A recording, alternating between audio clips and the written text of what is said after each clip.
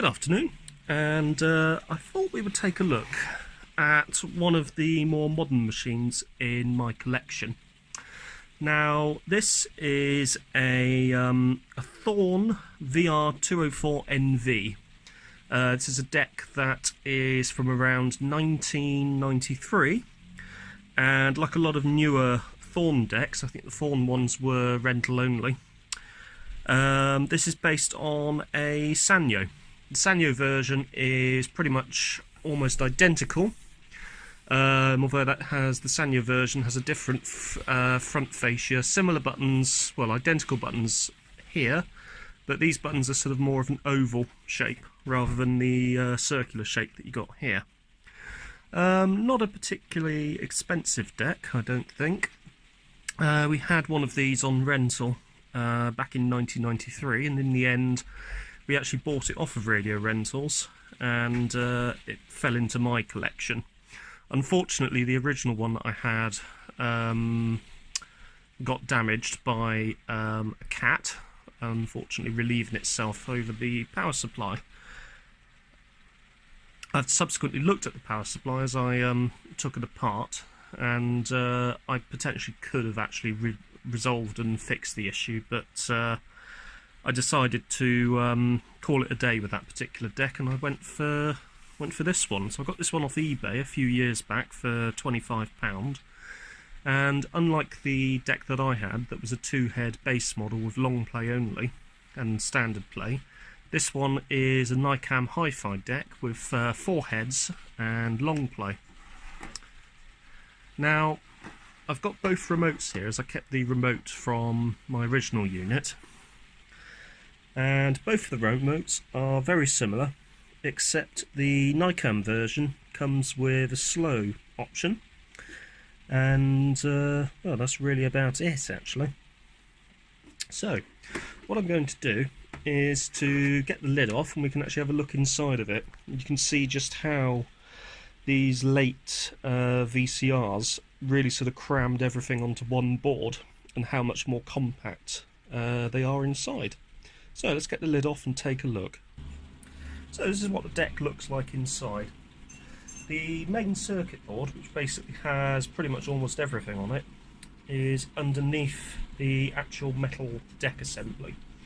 So the power supply, although it looks separate, is actually part of that main board as well. There's a riser board at the back here, which has 2 SCART sockets on it and 2 sets of RCA phono audio jacks.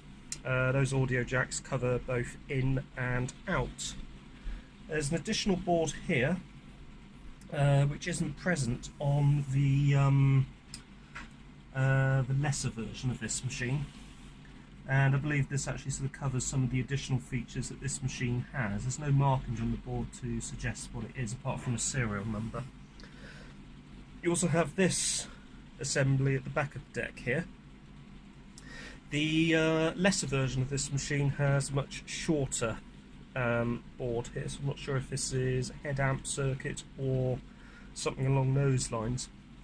A couple of parts in here which are Sanyo branded, such as this little load motor, and that's pretty much it. I mean, to be honest with you, there is one single drive belt on the underside of this machine, on the underside of this deck rather, and that is literally it.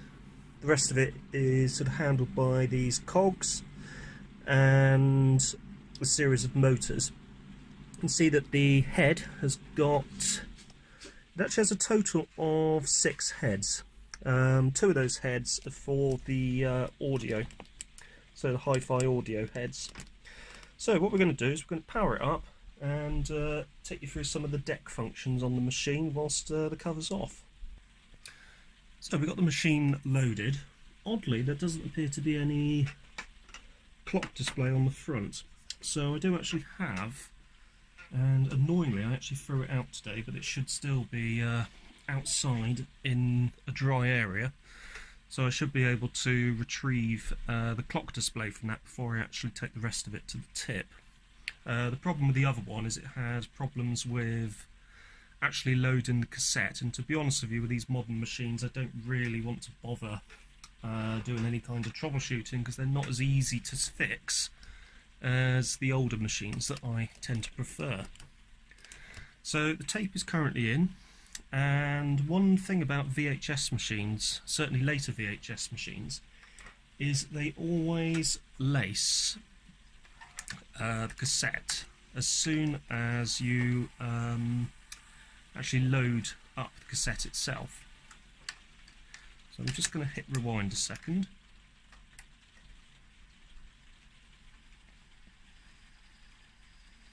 Now it's possible that that belt underneath needs replacing, as it is a little bit sticky, but they do stay laced in all deck functions, be it rewind, fast forward, etc.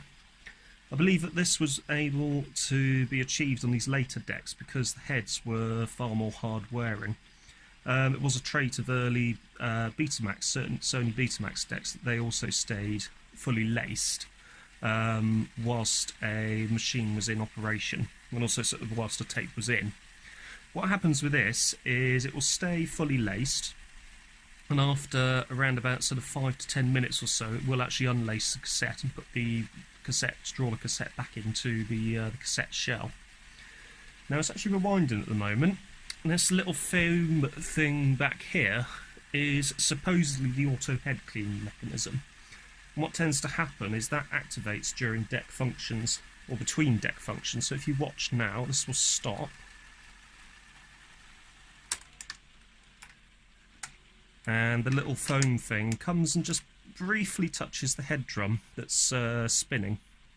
Now the head drum actually stays spinning for quite a while, and does not actually stop spinning until I either eject the cassette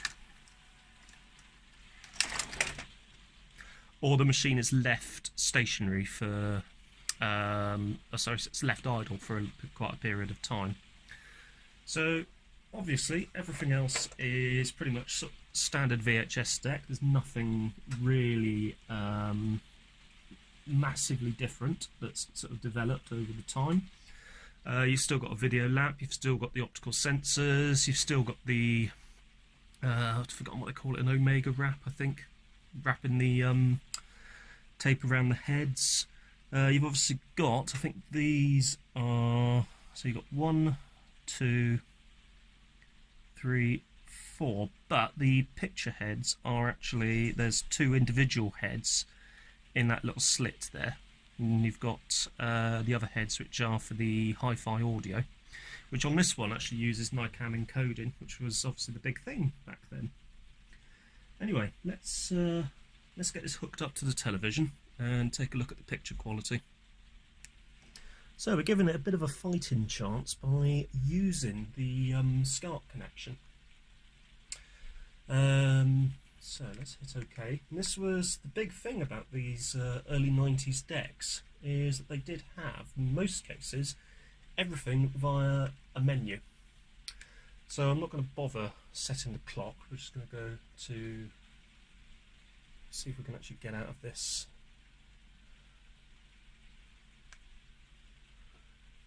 Actually, we may not be able to get out of it. Let's just, I don't know, let's do 01, 01, 01, 01, 01. There we go. Hit OK. We're not going to do any channel tuning or anything. We're going to go back to the menu. And that's the thing, they always had the blue screen as well. So let's hit play. And let's see what we got.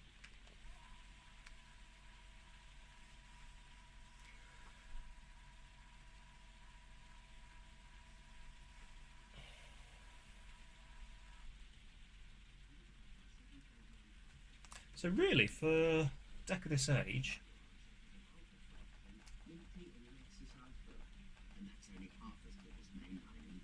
quality is not actually that bad. You know, it's alright for a VHS machine, so it's not really too bad. Let's have a look at the pause quality. So, the pause quality, even though it has 4 heads, the quality, there is quite a bit of noise at the top of the picture. There is also a slow motion facility.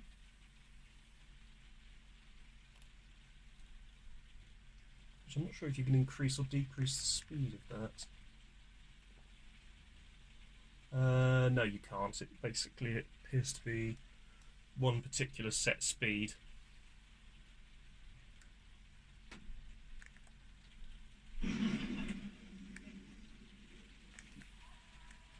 So obviously fast forward is not too bad. There is a bit of noise on the picture, but it's not terrible, to be honest with you. And obviously we've got stop, and let's go back to play again.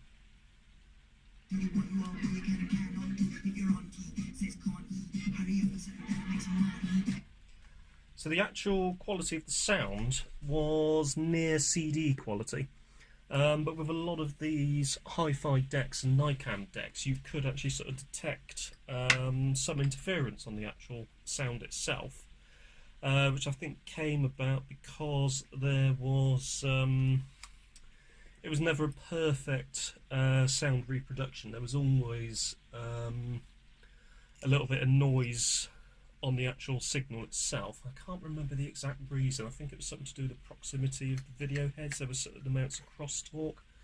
I'm not sure, as it is using depth multiplexing, so I'm not sure if there are limitations to that, but a lot of hi-fi decks at the time did have some sort of almost fuzziness on top end and low end notes. But for the most part, they gave a pretty good account for themselves.